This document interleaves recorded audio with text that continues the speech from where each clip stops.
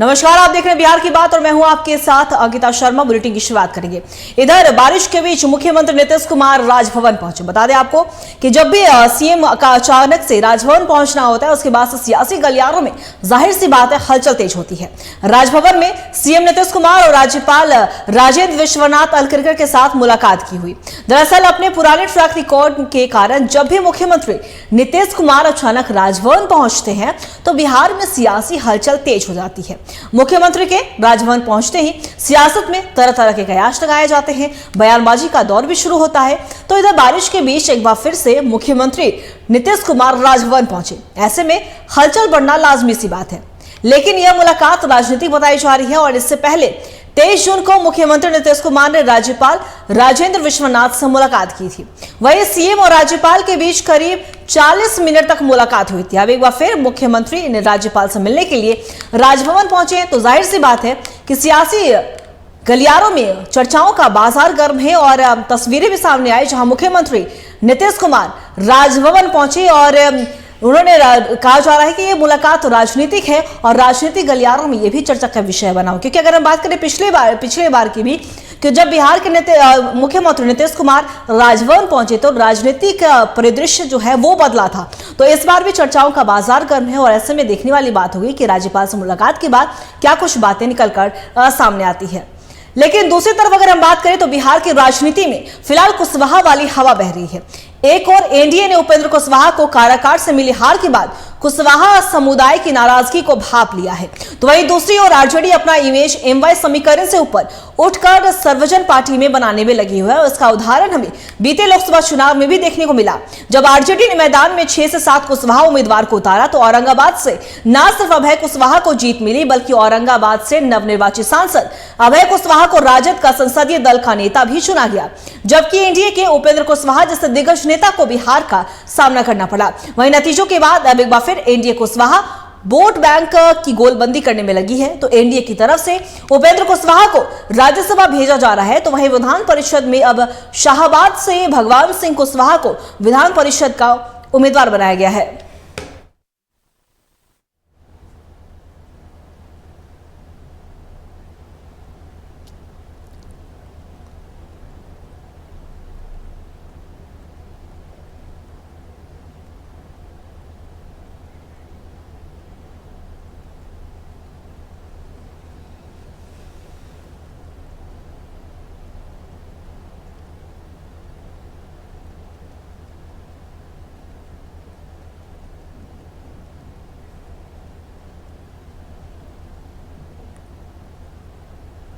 और इसी खबर पे और भी ज्यादा जानकारी के लिए हमारे सहयोगी राजीव कमल हमारे साथ बने, उनका भी रुख करेंगे। देखिए, अगर हम बात करें राजीव, तो कहीं ना कहीं एनडीए कुशवाहा लोकसभा चुनाव में जो डैमेज हुआ है उन्हें उसे कहीं ना कहीं कंट्रोल करने की कोशिश कर रही है। और इसी का हमें समीकरण जो देखने को मिला कि एनडीए एक तरफ उपेंद्र कुशवाहा को राज्यसभा भेज रही है, तो वही विधान परिषद की हम बात कर ले तो शाहबाद से भगवान सिंह कुशवाहा को विधान परिषद का उम्मीदवार बनाया गया। तो आखिर क्या कुछ एनडीए डैमेज कंट्रोल करना चाहती है इस बार? देखिए अंकिता, लोकसभा चुनाव 2024 जिस तरीके से चुनाव हुए उसमें समीकरण जिस तरीके से सीट बंटवारे का हुआ, एनडीए ने जब सीट बंटवारे किए तो सबसे पहले सीट बंटवारा एनडीए ने किया, लेकिन बीजेपी की तरफ से कुशवाहा कैंडिडेट नहीं होने का सबसे बड़ा घाटा बीजेपी को हुआ। वहीं और सबसे बड़ा कि जदयू में भी कुशवाहा 1 से 2 लगभग उनको सीट बंटवारे किए गए। लेकिन सबसे ज्यादा क्रेडिट अगर कोई लिया तो वो है आरजेडी की तरफ से, क्योंकि देखिए लालू प्रसाद यादव मंझे हुए खिलाड़ी हैं। उन्होंने कुशवाहा को लगभग 6 से 7 सीटें दी और जहां कुशवाहा नहीं भी थे वहां उन कैंडिडेट को खड़ा किया गया। जैसे औरंगाबाद का एक उदाहरण मान लीजिए कि चित्तौड़गढ़ कहा जाता है, वहां से अभय कुशवाहा का चुनाव लड़ाया गया, जहां 1952 से कोई भी उम्मीदवार कुशवाहा हो या किसी जाति का नहीं जीत पाता, वहां राजपूत ही जीत पाते। लेकिन सबसे बड़ा यही सवाल होता है कि लालू प्रसाद यादव ने बहुत बड़ा गेम खेला।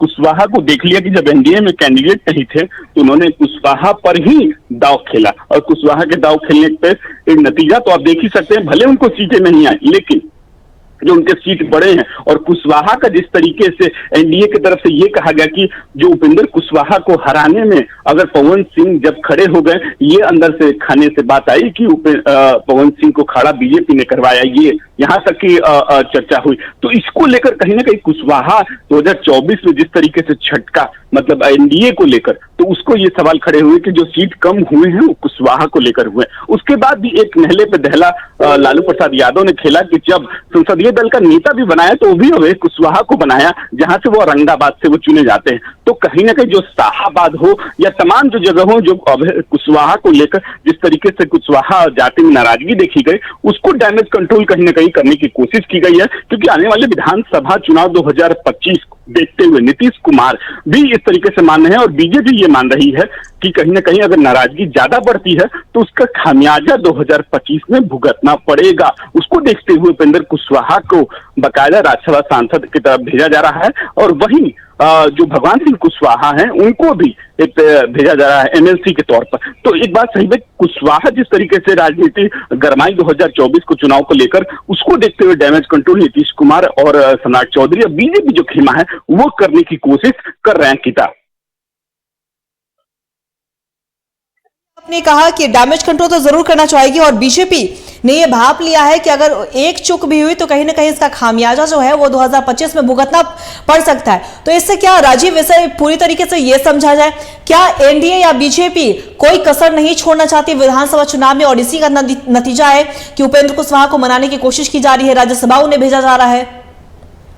देखिए अंकिता, राजनीति जो बिहार की राजनीति है उसको समझने की जरूरत है। क्योंकि देखिए, अगर सबसे बड़ा फैक्टर अगर कहीं भी भले वो वोट तरीके से ना समझ में आओ कि कुशवाहा ने कितना वोट किया, उसकी परसेंटेज निकल गई, कुशवाहा ने एनडीए को ज्यादा समर्थन, लेकिन तो बनाने की राजनीतिक तौर पर लालू प्रसाद यादव ने जब सीट बंटवारा किया तो 6 से 7 सीटों को कैंडिडेट कुशवाहा दिया।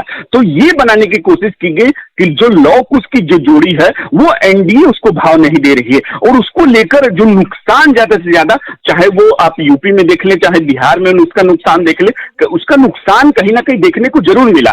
जो दलित को एक ही बना के चला, आरक्षण के जो मुद्दे जिस तरीके से इंडिया गठबंधन ने बनाए, तो उसको लेकर जो सीटें कम हुई, तो बीजेपी और एनडीए की कहीं ना कहीं जो समीक्षा बैठक अंदर से की गई तो उनको ये लगा कि अगर कुशवाहा जाति को नाराज करते हैं तो उसकी खामियाजा 2025 में जरूर भुगतने को मिलेगी। उससे पहले ये डैमेज कंट्रोल उपेंद्र कुशवाहा को बकायदा जो राज्यसभा भेजा जा रहा है, सम्राट चौधरी जो जा रहे हैं अयोध्या जा रहे हैं पगड़ी उतारने, जो खुद कुशवाहा के इतने बड़े नेता हैं, लेकिन ये कहा जाता है कि कुशवाहा के नेता होते हुए भी वो बीजेपी को कोई फायदा नहीं दे पाए। ये एक बड़ा सवाल जरूर खड़ा हो रहा है कि प्रदेश अध्यक्ष होते हुए भी जो कुशवाहा वोट बैंक में उसमें उन्होंने कुछ भी नहीं कर पाए। तो कहीं नहीं उपेंद्र कुशवाहा के छटक जाने से अगर उपेंद्र कुशवाहा हारे हैं तो उसका कैसे इसको अपनी तरफ पाले में लाया जाए, वो भी, क्योंकि उपेंद्र कुशवाहा हारने के बाद कई बार ऐसा बयान दे चुके, अंदर खाने भी बयान बार कि पवन सिंह को इसीलिए खड़ा कहते कि उपेंद्र कुशवाहा खत्म हो जाए, उपेंद्र कुशवाहा की जो राजनीति वो खत्म हो जाए। तो उसको बैलेंस करने के लिए अब राज्यसभा उनको भेजा जा रहा है, एनडीए के उनको उम्मीदवार बनाया गया है। और वहीं एक और बिहार की राजनीति के लिए जो आपको शाहाबाद, दोनों शाहाबाद से ही सीट से लगभग मान के चले, क्योंकि जहां काराकाट शाहाबाद में आता है और वहीं जो भगवान सिंह कुशवाहा जगदीशपुर के आरा भोजपुर जिले के हैं, तो उनको एमएलसी बनाया गया। तो वही दो कंट्रोल, जैसे बिहार में और केंद्र में दोनों कंट्रोल किया गया कि भाई एक राज्यसभा में जा रहा है, एक एमएलसी में जा रहा है। तो कुशवाहा जाति को खुश करने की ये जरूर कायवाद है और ये कोशिश हो रही है कि 2025 में कंट्रोल में सब कुछ रखा जाए। जी राजीव, आपका बहुत बहुत शुक्रिया तमाम जानकारी के लिए। आप बने रहिएगा खबर पे, हम आपसे लगातार अपडेट भी लेते रहेंगे। तो बता दें आपको कि एक तरफ एनडीए का कुशवाहा वाला डैमेज कंट्रोल हमें देखने को मिला। दरअसल बिहार की राजनीति में कुशवाहा का महत्व बहुत जरूरी है और आम चुनाव में मिले झटके के बाद एनडीए कहीं से भी चूक नहीं चाहती है कि कोई भी चूक हो, ताकि उन्हें 2025 में किसी भी तरह का हार का सामना करना पड़े। और इसी का नतीजा है कि उपेंद्र कुशवाहा को राज्यसभा भेजा जा रहा है।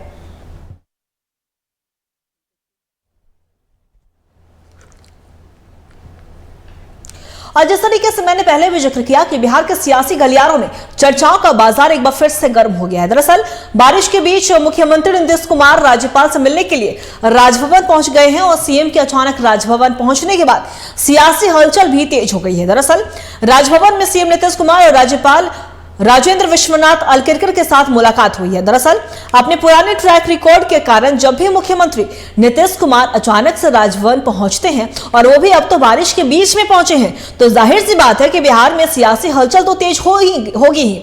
तो वहीं मुख्यमंत्री के राजभवन पहुंचते ही सियासत में तरह तरह के कयास भी लगने शुरू हो गए हैं। बारिश के बीच एक बार फिर मुख्यमंत्री नीतीश कुमार राजभवन पहुंचे। हलचल बढ़ना लाजमी सी बात है, लेकिन यह मुलाकात राजनीतिक भी बताई जा रही है। और इससे पहले 23 जून को मुख्यमंत्री नीतीश कुमार ने राज्यपाल से भी मुलाकात की थी।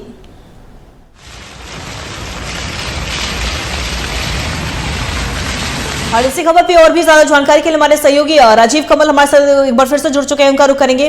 राजीव, देखिए, अगर हम नीतीश कुमार पे थोड़ा नजर डालें तो जब भी वो राजभवन पहुंचते हैं तो जाहिर सी बात है सियासी गलियारों में तरह तरह की बातें शुरू होती हैं, कयास लगने भी शुरू हो जाते हैं। और ऐसा ही नजारा हमें एक बार फिर से देखने को मिला है। बिहार के मुख्यमंत्री नीतीश कुमार बारिश के बीच में राजभवन पहुंचे और राज्यपाल से मुलाकात की। आखिर किन किन बिंदुओं को लेकर मुलाकात हो सकती है, क्योंकि ये कहा जा रहा है कि यह मुलाकात राजनीतिक है। देखिए अंकिता, जब नीतीश कुमार अगर राज्यपाल की तरफ मतलब अगर उस रुख करते हैं तो कहीं ना कहीं सियासी जो गर्मी है बिहार की वो बढ़ जाती है अचानक। जैसे क्योंकि देखिए आसपास से ही है, बहुत ज्यादा दूरी नहीं है सीएम हाउस से राज्यपाल के हाउस जाना। तो उस जैसे ही नीतीश कुमार निकलते हैं, राज्यपाल भवन जाते हैं, तो राजनीति जो सरगर्मी अचानक बदल जाती है बिहार में। यही सबसे बड़ा क्योंकि नीतीश कुमार की जिस तरीके से राजनीति वो एक दशक से कर रहे हैं, उसमें कहीं ना कहीं उथल पुथल राजनीति में देखने को जरूर मिली है। 17 का उदाहरण है जिस तरीके से जो वो एनडीए छोड़कर राजद के साथ चले गए थे, बाकायदा वहां तेजस्वी यादव के साथ, उसमें भी लगभग 17 महीने के सरकार चलाया था बाकायदा, उसमें भी। और फिर तेजस्वी यादव पे आरोप लगे घोटाले का, ये तमाम जो हुआ उसके बाद उन्होंने छोड़ दिया, फिर वो एनडीए में चले आए, फिर उसके बाद एनडीए में साथ रहने के बाद फिर वो महागठबंधन में चले गए, सरकार बनाया, फिर वो इंडिया गठबंधन, ये तमाम जो चीजें उन्होंने इंडिया गठबंधन बनाने की कोशिश की, इंडिया गठबंधन बनाया, नेतृत्व भी किया। ये जब नीतीश कुमार राज्यपाल की तरफ कहीं भी अगर वो चले जाते हैं, राज्यपाल भवन जाते हैं, तो राजनीति जो सरगर्मी हो बढ़ जाती है और बातचीत चर्चाएं तेजी से फैलने लगते हैं कि कहीं नीतीश कुमार कुछ ऐसी बातचीत नहीं करने गए हैं, चाहे ऐसा कुछ कहने नहीं गई। लेकिन ये खबर है कि नीतीश कुमार राजभवन गए, वहां लगभग 40 मिनट से ऊपर उन्होंने राज्यपाल से मुलाकात की, बातचीत की। राजनीतिक तौर पर ये बातचीत कहा जा रहा है कि ये किया गया है, भले उसकी खुलासा नहीं किया जा सकता क्योंकि वो उन दोनों के बीच की बातें हैं, बाहर वो नहीं आ पाती। लेकिन हाँ, एक बात जरूर है कि नीतीश कुमार जब भी राज्यपाल की तरफ अगर बढ़ते हैं, जो उस राजभवन की तरफ बढ़ते हैं, तो राजनीति जो है वो करवटी बदलने लगती है। बिहार की राजनीति में सबसे बड़ा नीतीश कुमार का कुछ दिनों से जब से ये देखा गया है कि नीतीश कुमार अगर कहीं चले जाए तो इस्तीफा ना दे दें, ये तमाम जो अटकलें आने लगती है कहीं, क्योंकि ये कहा जा रहा है कि जो केंद्र में जो मलाईदार पोस्ट है, जिस तरीके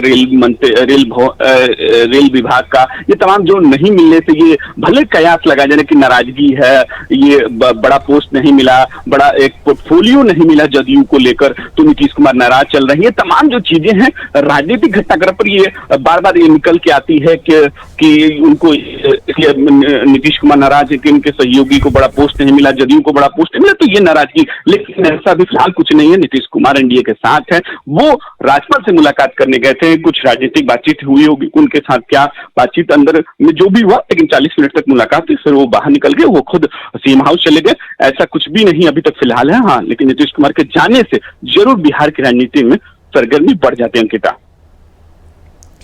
जी राजीव, आपका बहुत बहुत शुक्रिया तमाम जानकारी के लिए। तो बता दें आपको कि बारिश के बीच मुख्यमंत्री नीतीश कुमार राजभवन पहुंचे, उसके बाद सियासी गलियारों में हलचल भी तेज हुई है। हालांकि जिस तरीके से हमारे सहयोगी राजीव ने बताया कि 40 मिनट तक की मुलाकात हुई, लेकिन इस पर किसी तरह की बातें सामने नहीं आई है कि क्या कुछ उन दोनों के बीच